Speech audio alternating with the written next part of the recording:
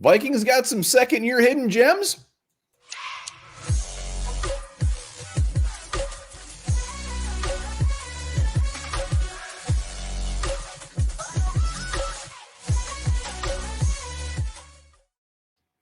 All right, welcome back to the Onebar and Lupagus show. I'm Onebar with Lupagus and all this free agency talk, draft talk. Everybody's kind of forgetting that we got some players on this roster that we don't know what we got, hidden gems. Exactly. Everyone wants to improve this team through free agency, through the draft, but there could also be one other option, and that is looking at what you already have on the roster before we hop into who those hidden gems might be.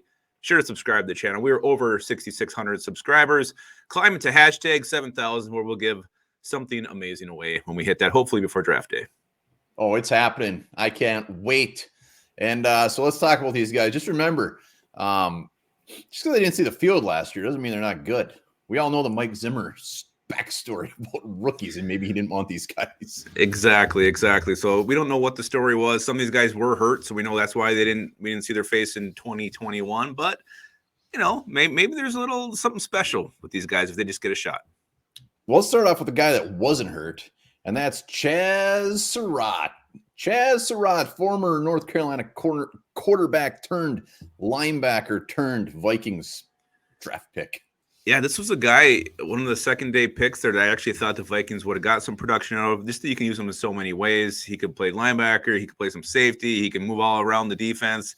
Supposedly, he was slow picking up the defense. Looks like Mike Zimmer's entire defense last year was slow picking up, so he probably would have fit in just fine. Yeah, he would. But you're looking for a backup to play on the inside. I think Chaz Surratt could definitely be a guy who should be right at the top of the line for that. We'll see what happens, how he progresses through camp, how he picks up Ed Donatel's scheme. But Chaz Surratt, definitely somebody who should have, a role. I'm not going to say a bigger role because he had no role, but definitely a role in 2022. Yeah, I mean, he should beat out Troy Dye as a backup inside linebacker. He should be a special teams demon. I mean, that should be his floor should at least be that he is a special team stud. And if that's kind of my angle with his hidden gem one is being that special team monster. So come on, Chaz, let's do this.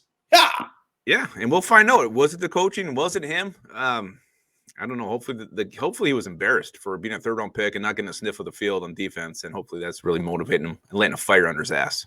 Did. I know it. All right, let's go with the guy that was injured.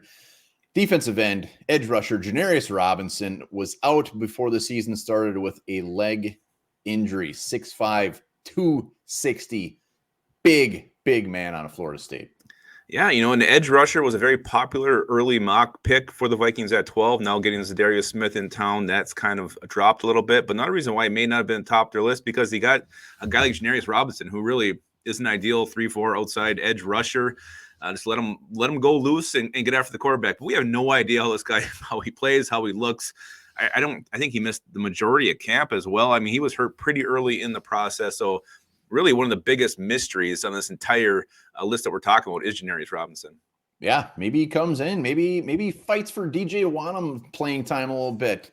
Never know, but I mean, you can't question his size, can't question his strength. Seems like coming out of the draft, what was questioned was his effort. So hopefully Daenerys Robinson gets himself a couple sacks this year. Yeah, I think we're going to see a lot of rotation on this defense, D-line, the linebackers. So if he can prove that maybe he's got a little something to him, you'll see some snips. You'll see some snaps every now and then, every game.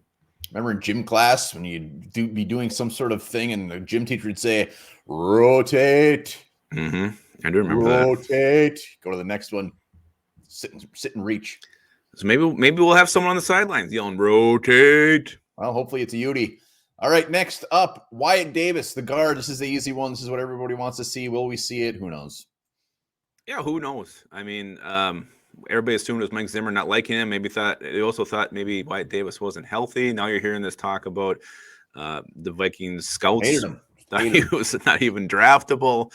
Wyatt Davis, there was that article earlier in the year how he's working extra hard, how he was embarrassed by how his first year in the league went. Hopefully that is true. Hopefully we see a motivated Wyatt Davis trying to show why he was chosen where he was, and which really most people thought was actually a steal at that point because he was considered, remember not this time last year, but early in the 2021 draft season, he was going top 15 in every mock draft you did. So there's definitely some talent here. Whether it ends up being at guard or center is the question. He's played a little bit of both, but we'd like to see Wyatt Davis get on the field. Yeah, and that's your point is the only thing I'm concerned about is come training camp, where do they line him up at? I mean, I hope wherever it is, it's just somewhere and they're not bouncing him around or trying to get him on the field. If it's center, great. Have him try to be center, but don't dick around with him. So Wyatt Davis will be on everybody's radar. I think you're right. If he's going to be a hidden gem and if he's going to actually produce, he needs to stick with one position. You're right. You can't move this guy around. Missionary.